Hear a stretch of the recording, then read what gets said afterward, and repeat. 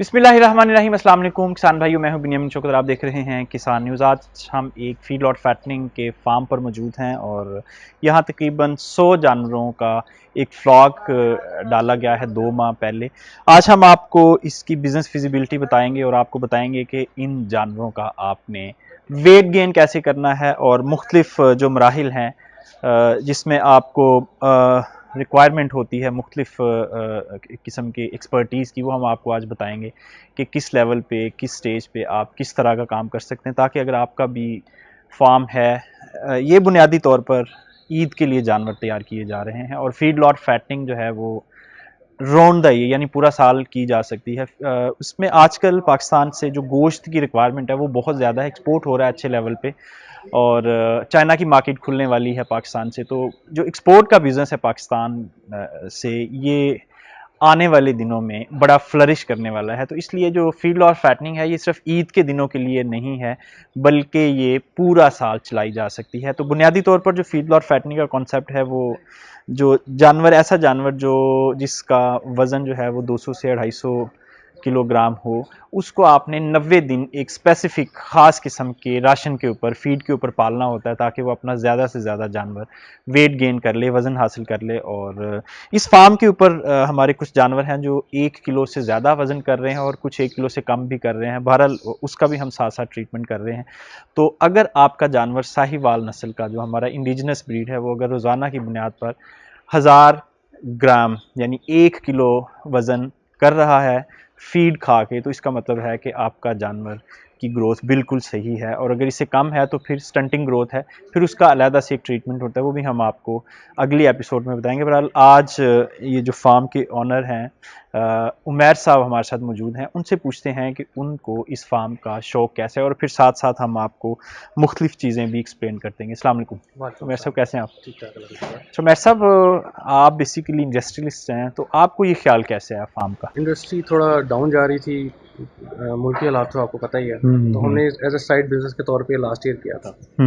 तो पिछले साल हमको तकरीबन 42 के करीब जानवर लेके आए थे और हम बिल्कुल रॉ थे, कोई आइडिया नहीं था।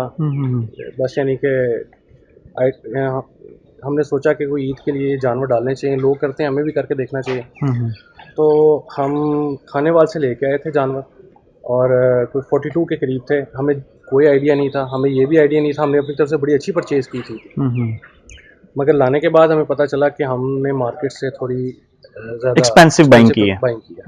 मगर ये शुक्र अल्लाह का, उसमें तकरीबन हमने कुछ 40 दिन के करीब उनको रखा था और उसके बाद हमने ईद तक उनको हमने चांद रात तक सेल किया और नो प्रॉफिट नो लॉस में हम निकल गए। हमें लोगों ने डराया बहुत कि आपको लॉस होगा, तो उसका हमने फिर ये किया, हम खुद ही मंडी में जाके बैठ गए, हमने खुद ही सारे सेल किए। मगर शुक्र अल्लाह का बचत हो गई। तो उसके बाद हमने अपनी मिस्टेक जो है रियलाइज़ की कि हमें प्रॉपर वर्किंग करके फिर इसमें एंटर होना चाहिए। तो लास्ट ईयर हमारे पास ये जो ये शेड आप देख रहे हैं ये भी नहीं था। हमने नॉर्मल जिस तरह खुलियों पे लोग रखते हैं वो करते हैं, हमने उस तरीके से किया था। तो अभी हमने इस साल जो है ना प्रॉपर ये आपके सामने शेड है, पूरी जगह ये हमने इसको यानी कि डिज़ाइन करवा के उसके हिसाब से तैयार की है। तो अभी इंशाल्लाह माशाल्लाह इस साल हमने कोई 90 के करीब जानवर रखे हैं। अच्छा मैं साहब, आपका स्टील का बिजनेस था, तो ये बिल्कुल एक लाइफ स्टॉक यानी जिंदा जानदार चीज़ जो अक्सर औकात रिस्क भी होता है इसकी, कैजुअलिटी का भी, और वेट गेन ना करे। तो ये सारे रिस्क जो हैं ये आपने कैसे जहन साजी की कि आपको ये रिस्क लेना चाहिए? एक मैं फैसिनेटेड हूँ फार्मिंग से, मुझे शौक़ था। तो एक वो चीज़ थी और दूसरा फिर ये जिस तरह हमने लास्ट ईयर किया था ईद के जानवरों के लिए, तो हमने कहा इस दफ़ा रिस्क लेना चाहिए। अभी हमने जो है ना प्रॉपर यानी कि मैकेनाइज तरीके से काम कर रहे हैं और साथ अब हमने अपनी फार्मिंग भी स्टार्ट की जहाँ पे इनकी फीड फॉर्मुलेट करें। अच्छा, मैंने आपका देखा है कि सिस्टम आपका ऑटोमेटिक है, वाटर सिस्टम सारा ऑटोमेटिक है, TMR आप बना रहे हैं और जानवरों की फीडिंग भी तकरीबन ऑटोमेटेड ही है, खुदकार सिस्टम से बन रही है। तो ये सारा जो कॉन्सेप्ट है, आपको लगता है कि इसके बाद आपका जो बिज़नेस है वो प्रॉफिटेबल होगा? मैकेनाइजेशन की कॉस्ट आप इसमें से निकाल सकेंगे? जी बिल्कुल, उसका फ़ायदा है। लास्ट ईयर जिस तरह हमने 42 जानवर थे तो तकरीबन 7 से 8 के करीब लोग जो हैं उनकी वो कैटर करते थे। पानी वाला सिस्टम रहता था, मैनुअली पानी भरते थे और खुरलियाँ थी उनके ऊपर लहदा जाके खाना डालते थे। अभी आप देख सकते हैं इनको खाना डालना बहुत ईजी है। अभी ये पूरा फार्म 2 लोग चला रहे हैं। लास्ट ईयर 7 से 8 लोग 42 यानी कि एनिमल्स के ऊपर थे। इस साल 90 के ऊपर सिर्फ 2 लोग हैं। अच्छा, यानी कि सबसे बड़ा जो मसला होता है लेबर का, वो आपने ऑटोमाइजेशन से हल कर जी लिया है। बिल्कुल। यानी अगर 40 के ऊपर 8 लोग थे तो 100 के ऊपर यकीनन 16 से 18 लोग होते, जी बिल्कुल ऐसे ही। और उनकी सैलरी और सारी चीज़ें, और ये 90 जानवर हैं और सिर्फ 2 लोग चला रहे हैं। जी ऐसे ही, बिल्कुल ऐसे ही। अच्छा, और सही। दूसरा इनका पानी वाला सिस्टम जो पानी वो मैकेनाइज्ड है, पानी इसमें ये जो इनके जो टैंक्स हैं इनमें ऑटोमेटिक खुद ही आता है। लास्ट ईयर हमने वो जो 42 थे उनके जो लेदर ड्रम रखे थे भर के उनको पानी पिलाना, वो घंटे डेढ़ की असल थी। अभी यहाँ पे खुद ही अपने खाना खाते हैं, अपनी मर्जी से जाके पानी पी लेते हैं।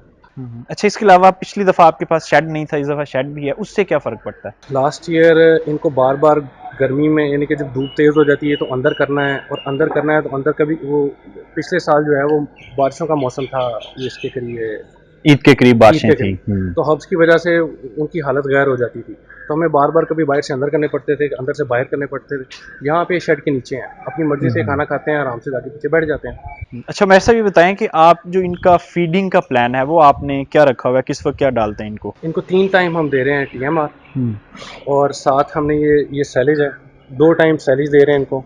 हम्म, और हमारा अभी इस स्टेज के ऊपर ये है कि हम खुलियाँ इनकी खाली नहीं रहने देते, क्योंकि अभी ईद का टाइम करीब है, तो इनके यानी बेली फिल रहेगी। अच्छा, जो TMR के बारे में कहा जाता है कि वो एक्सपेंसिव चीज़ है, वो उसकी कॉस्ट ज़्यादा आती है, तो आप क्या समझते हैं? आप चूंकि बना रहे हैं तो पर एनिमल पर डे आपकी क्या कॉस्ट आ रही है TMR के ऊपर?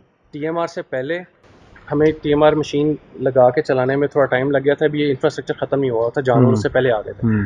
तो TMR से पहले पर डे इनके ऊपर 470 480 के करीब कॉस्ट आ रही थी पर एनिमल। आफ्टर TMR ये 250 के ऊपर है। तो देखने में तो ये चीज़ें हमने बाज़ार से ली हैं वो महंगी लगती हैं, मगर जब जब हमने इनको फॉर्मुलेट करके इनको डाला है और उसके बाद इनकी कॉस्ट निकाली है, तो वो कहाँ 475 से 80 और कहाँ 225। यानी TMR से महंगा नहीं हुआ काम, सस्ता हुआ है। काफ़ी सस्ता होगा। लास्ट ईयर वाले अगर हम उस पर चल रहे होते तो हो सकता है कि शायद इस दफ़ा भी उसी तरह का मामला होता जो लास्ट ईयर हुआ था। अच्छा मेहर साहब, ये मतलब आपके मुताबिक बड़ा अच्छा सिस्टम माशाल्लाह अब तक चल रहा है, तो आप क्या समझते हैं, आप अगले साल इसको स्केल बड़ा करेंगे? जी इंशाल्लाह अगले साल 200 रखेंगे।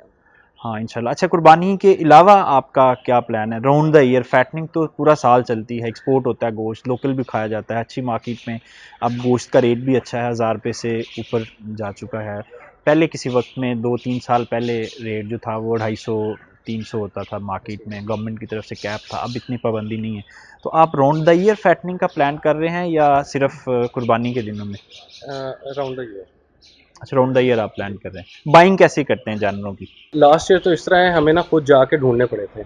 इस दफ़ा ये है कि हमने बंदे रखे हुए हैं, वो जनूबी पंजाब में फिरते रहते हैं, और अब समझ लें कि किसी का नेटवर्क बन गया है। अब लोग खुद अप्रोच कर लेते हैं, उनको नंबर्स उन्होंने दिए हुए हैं, तो वो जानवर इकट्ठे करके जो है ना यहाँ पे वो जब गाड़ी पूरी होती है तो यहाँ आ जाती है। जी उमैर साहब, बहुत शुक्रिया, और विश यू बेस्ट लक कि आपका ये कारोबार फ्लरिश करे और आप इसको 100 से 200 और 400 तक लेके जाएं। नाज़रीन, जो इस वक्त मार्केट में गोश्त का रेट है वो तकरीबन 1000 रुपये तक है, अच्छे गोश्त का रेट, जिस तरह के आपको जानवर नज़र आ रहे हैं। और पर डे पर केजी वेट गेन करने में यहाँ जो एक्सपेंस आ रहा है वो सिर्फ 250 से 300 रुपये है। और अगर इलेक्ट्रिसिटी कॉस्ट और मैनेजमेंट कॉस्ट और लेबर कॉस्ट सारी ऐड की जाए तो ये मैक्सिमम 400 रुपये तक जाएगा। और 400 रुपये में 1 किलो वेट गेन करके उसको जब हम 800 900 हज़ार रुपये तक बेचते हैं तो ये अच्छा खासा इसमें से प्रॉफिट आता है। तो नाज़रीन, अगर आप भी ये बिज़नेस करना चाहते हैं तो ये फिजिबिलिटी आपके सामने है, तो ज़रूर ट्राई कीजिए। अगर उमैर साहब इसमें कामयाब हो सकते हैं तो यकीनन आप भी इसमें से कामयाबी हासिल कर सकते हैं। इजाज़त दीजिए, खुदा हाफिज़।